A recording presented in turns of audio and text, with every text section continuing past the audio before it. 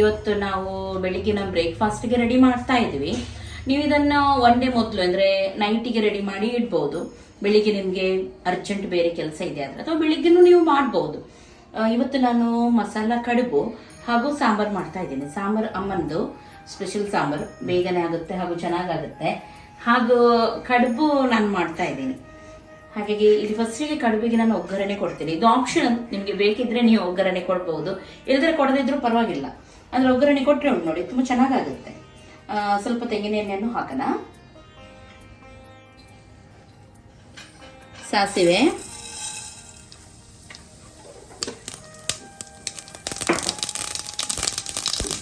ನೀವು ಬೇಕಿದ್ರೆ ಸ್ವಲ್ಪ ಉದ್ದಿನ ಬೇಳೆ ಹಾಕ್ಬಹುದು, ಆದ್ರೆ ನಾನು ಸಾಂಬಾರೆಲ್ಲ ಮಾಡೋದ್ರಿಂದ ಇದಕ್ಕೆ ಉದ್ದಿನ ಬೇಳೆ ಎಕ್ಸ್ಟ್ರಾ ಹಾಕ್ತಾ ಇಲ್ಲ. ಆಮೇಲೆ ಸ್ವಲ್ಪ ಕೊತ್ತಂಬರಿ, ಶುಂಠಿ, ಹಸಿಮೆಣಸಿನಕಾಯಿ ಹಾಕ್ತಾ ಇದ್ದೀನಿ.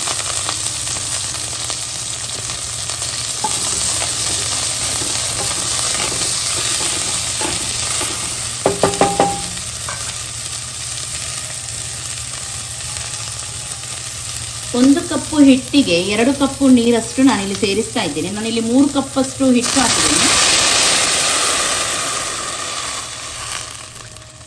ಹಾಗಾಗಿ 6 ಕಪ್ಪಷ್ಟು ನೀರು ಸೇರಿಸ್ತಾ ಇದ್ದೀನಿ.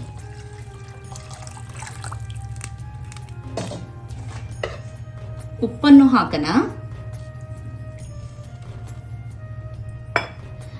ಸ್ವಲ್ಪ ಇದಕ್ಕೆ ಸಕ್ಕರೆ ಹಾಕಿದ್ರೆ ಚೆನ್ನಾಗಾಗುತ್ತೆ. ಆದ್ರೆ ನಾನು ಹೇಳಿದೆ ನೋಡಿ, ನಾವು ಸಾಂಬಾರ್ ಮಾಡ್ತಾ ಇದೀವಿ, ಸಾಂಬಾರಲ್ಲಿ ಸ್ವಲ್ಪ ಬೆಲ್ಲದ ಅಂಶ ಇರುತ್ತೆ. ಹಾಗಾಗಿ ಕಡುಬಿಗೆ ನಾನು ಸಕ್ಕರೆಯನ್ನು ಹಾಕ್ತಾ ಇಲ್ಲ. ಸಾಂಬಾರ್ ಮಾಡೋದೀಗ ಎಲ್ಲ ತರಕಾರಿ ಎಲ್ಲ ಹಾಕಿ, ಮತ್ತೆ ಇದು ಕೆಂಪು ಬೇಳೆ, ಮಸೂರು ಬೇಳೆ ಅಂತ ಹೇಳ್ತಾರೆ ಇದಕ್ಕೆ. ಮಸೂರು ಬೇಳೆ ಮತ್ತೆ ನೀರುಳ್ಳಿ, ಕಾಯಿ ಮೆಣಸು, ಶುಂಠಿ ಮತ್ತೆ ಟೊಮೆಟೊ, ಇದನ್ನು ಇಷ್ಟು ಹಾಕಿ ಒಟ್ಟಿಗೆ ಬೇಯಿಸೋದು. ಆಮೇಲೆ ಪುನಃ ಬದನೆ, ಚೀನಿಕಾಯಿ, ಬಟಾಟೆ ಮತ್ತು ಮೆಣಸು, ಇದನ್ನು ಮತ್ತೆ ಅದಕ್ಕೆ ಮಿಶ್ರಣ ಮಾಡುವುದು. ಇದು ಒಂದೇ ಸಲ ಇಟ್ಟರೆ ಅದು ತರಕಾರಿ ಎಲ್ಲ ಬೆಂದು ಹೋಗ್ತದೆ. ಅದಕ್ಕೋಸ್ಕರ ಸ್ವಲ್ಪ ಬೇಳೆ ಫಸ್ಟಿಗೆ ಬೇಯಿಸೋಣ ಅಂತ. ಫಸ್ಟಿಗೆ ಬೇಳೆ ಹಾಕ್ತೇನೆ ಆಯ್ತಾ.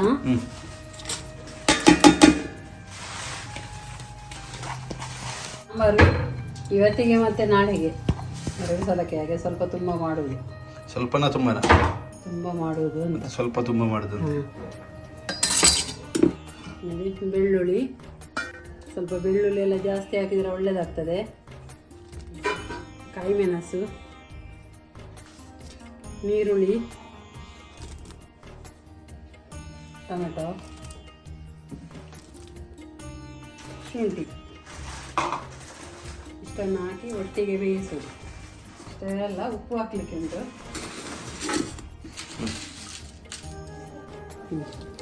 ಇಷ್ಟು ಉಪ್ಪು ಹಾಕ್ತೇನೆ ಅಲ್ಲ.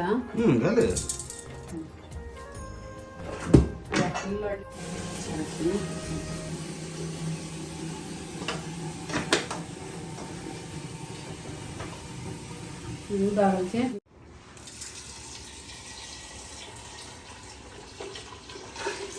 ಹೊರಗಿದಾಗ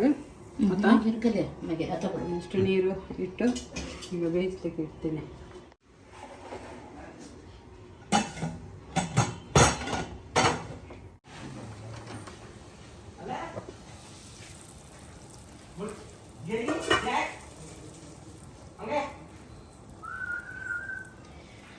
ನಾನಿಲ್ಲಿ ಅಕ್ಕಿ ಹಿಟ್ಟನ್ನು ಯೂಸ್ ಮಾಡ್ತಾ ಇದ್ದೀನಿ. ನೀವು ಬೇಕಿದ್ರೆ ಅಕ್ಕಿ ರವಾ ಇರುತ್ತೆ ನೋಡಿ, ಅದನ್ನು ಕೂಡ ಹಾಕ್ಬಹುದು, ಅಥವಾ ಸೆಮೋಲಿನ ರವಾ, ಬಾಂಬೆ ರವಾ, ಅದು ಕೂಡ. ಅಕ್ಕಿ ಹಿಟ್ಟು ಯೂಸ್ ಮಾಡುವಾಗ ನಾನು ಸ್ವಲ್ಪ ಕಾರ್ನ್ಫ್ಲೋರ್ ಕೂಡ ಹಾಕ್ತಾ ಇದ್ದೀನಿ. ಇದರಿಂದ ಏನಾಗುತ್ತೆ ಗೊತ್ತುಂಟಾ, ಕಡುಬು ಸ್ವಲ್ಪ ಸಾಫ್ಟ್ ಆಗುತ್ತೆ. ಇವಾಗ ನಾನು ಹೇಳಿದೆ, ನಾನು ಇಲ್ಲಿ 3 ಗ್ಲಾಸಷ್ಟು ಅಕ್ಕಿ ಹಿಟ್ಟು ಹಾಕ್ತಾ ಇದ್ದೀನಿ ಅಂತ ಹೇಳಿ. ಅದಕ್ಕೆ 1/4 ಕಪ್ಪಷ್ಟು ಕಾರ್ನ್ಫ್ಲೋರ್ ಸಾಕು, ಜಾಸ್ತಿ ಬೇಡ. ಓಕೆ, ನೀರು ಕುದಿತಾ ಉಂಟು, ಇವಾಗ ಹಾಕೋಣ.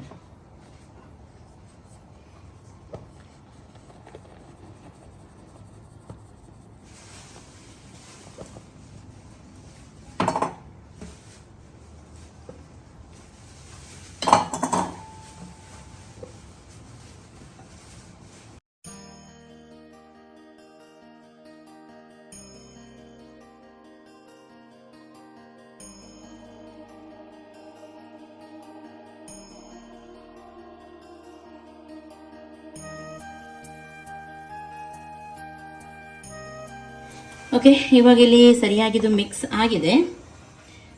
ಸ್ವಲ್ಪ ಅಂಟಾಗ್ತಾ ಉಂಟು. ಇನ್ನೊಂದು ಸ್ವಲ್ಪ ಹೊತ್ತು ಬೇಯಲಿದ್ದು. ಬೇಕಿದ್ರೆ ಗ್ಯಾಸನ್ನು ಲೋ ಫ್ಲೇಮಲ್ಲಿಟ್ಟು ಮುಚ್ಚಿಡಿ. ಆಮೇಲೆ ಸ್ವಲ್ಪ ತಣ್ಣಗಾದ್ಮೇಲೆ ನಾವು ಕಡುಬನ್ನು ಮಾಡೋಣ.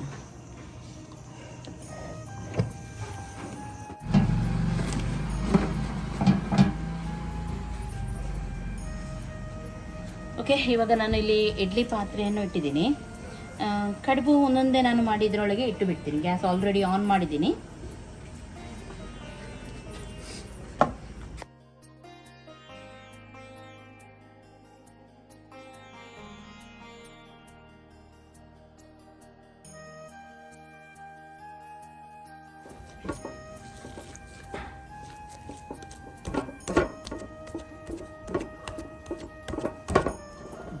ಇವಾಗ ಕೈಗೆ ಸ್ವಲ್ಪ ನೀರನ್ನು ಹಚ್ಚಿ ಕಡುಬು ನಿಮಗೆ ಯಾವ ಸೈಜ್ ಬೇಕು ಮಾಡಿ ಇಟ್ಟುಬಿಟ್ರೆ ಆಯಿತು. ನನಗೆ ಅಲ್ಲಿ ನೀರು ಕುದೀತದೆ, ಈ ಸೈಡ್ ಕಡುಬು ನೀವು ಇಟ್ಟು ಕೂಡ ಆಗುತ್ತೆ. ಅವಾಗ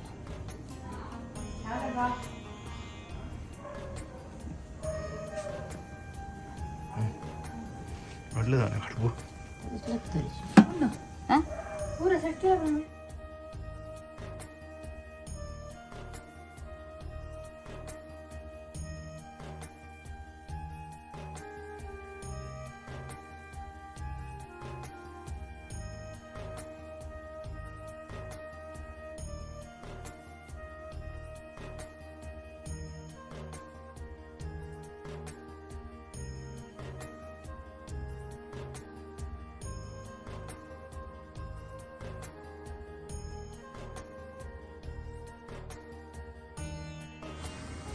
ಓಕೆ, ಇವಾಗ ಇಲ್ಲಿ ಇಟ್ಟಿದ್ದೀನಿ ನಾನು. ಕೆಳಗಡೆ ಒಂದು ರೌಂಡು ಹಾಗೂ ಮೇಲ್ಗಡೆ ಒಂದು ರೌಂಡು ಮುಚ್ಚಿಡೋಣ.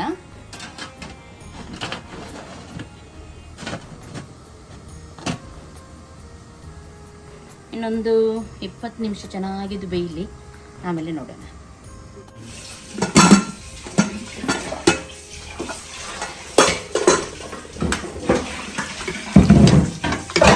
ಬೇರೆಲ್ಲ ನೋಡಿ ಒಳ್ಳೆ ಬೆಂದಿದೆ ಇದು. ಸ್ವಲ್ಪ ಸಹ ಇಲ್ಲ. ಮತ್ತು ಒಂದೊಂದು ತರಕಾರಿ ಹಾಕೋಣ. ಹೀನಿಕಾಯಿ, ಬೀನ್ಸ್, ಬಟಾಟೆ, ಬದನೆ ಇಷ್ಟನ್ನೆಲ್ಲ ಮಿಕ್ಸ್ ಮಾಡೋಣ.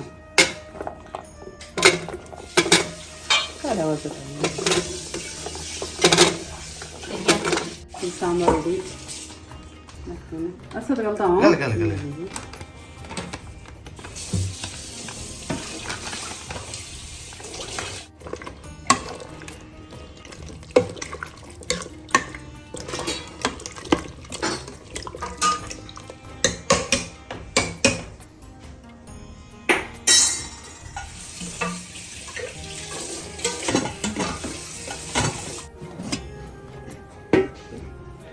ಓಕೆ, ಇವಾಗ ಬೆಂದಿದೆ ಇದು, ನೋಡ್ಬೋದು ನೀವು. ಹಾಗೂ ನೋಡಿ ಎಷ್ಟು ಸಾಫ್ಟ್ ಇದೆ ನೋಡಿ.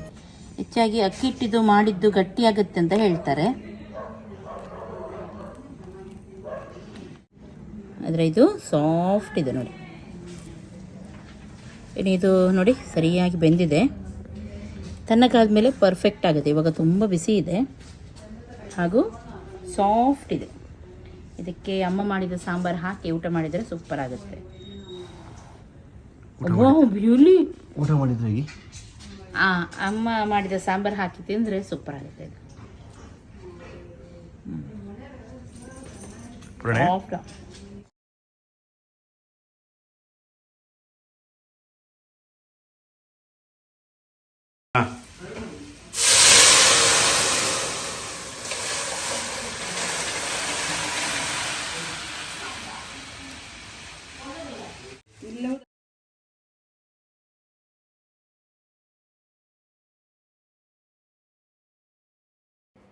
ಓಕೆ, ಸಾಂಬಾರು ಹಾಗೂ ಬ್ರೇಕ್ಫಾಸ್ಟ್ ಎರಡು ಕೂಡ ರೆಡಿ ಆಯಿತು. ಖಂಡಿತವಾಗ್ಲೂ ಇವತ್ತಿನ ರೆಸಿಪಿ ನಿಮಗೆ ಇಷ್ಟ ಆಗಿದೆ ಆದರೆ ಪ್ಲೀಸ್ ಒಂದು ಲೈಕ್ ಮಾಡಿ, ಶೇರ್ ಮಾಡಿ, ಸಬ್ಸ್ಕ್ರೈಬ್ ಮಾಡಿ. ಇನ್ನು ನಾಳೆ ಸಿಗ್ತೀನಿ ಒಳ್ಳೆ ರೆಸಿಪಿಯೊಂದಿಗೆ. ಎಲ್ಲರಿಗೂ ಟೇಕ್ ಕೇರ್, ಬಾಯ್ ಬಾಯ್.